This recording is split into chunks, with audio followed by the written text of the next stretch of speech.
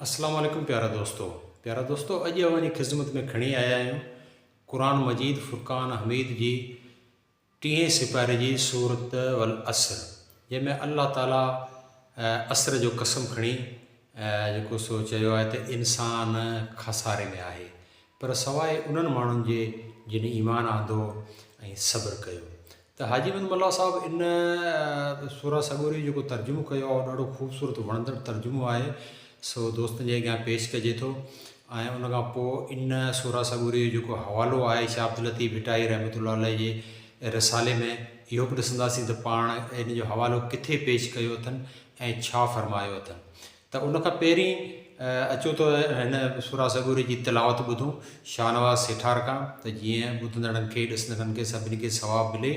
उन खां पोइ हाजी अहमद मल्ला साहब जो तर्जुमो ॿुधूं, शाइरी में जेको तर्जुमो आहे त शाइरी में इन सूरा सगोरी जे तर्जुमे खे हाजी अहमद मल्ला साहब कीअं समोयो आहे।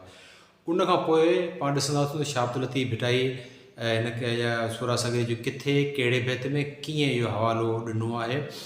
अचो त पहिरीं तिलावत सगोरी ॿुधूं, पोइ हाजी अहमद मल्ला साहब जो शाइरी में थियल तर्जुमो ॿुधूं, उन खां पोइ शाह अब्दुल लतीफ़ भिटाई जे ॾिसूं त उनखे हिन सूरा सगोरी जो कीअं तर्जुमो कयो आहे। दोस्तो अचो।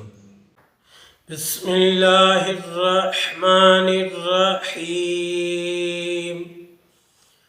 वल असर इन्नल इंसान लफी खुसर इल्लल्लज़ीना आमनू व अमिलुस्सॉलिहाति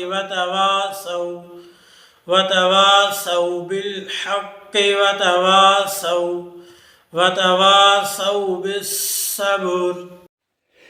शाहिद शेर शराब जो पिण ज़ाहिर हाल ज़मान, त निसोरे नुक़सान में आहिनि कुल इंसान। मगर जिन मञियो थिया नेकीअ में निशान, ऐं आछियूं हक़ हर आन पिण सबक ॾिनाऊं सब्र जो। कोठे कुठाऊं अॼु पिण अखड़ियनि से, मास विराए हलिया करंगल छॾियाऊं। वतवासौ बिल हक़े वतवासौ बिल सब्रे, ईअं उताऊं मोए मारियाऊं खिली घायो सजण।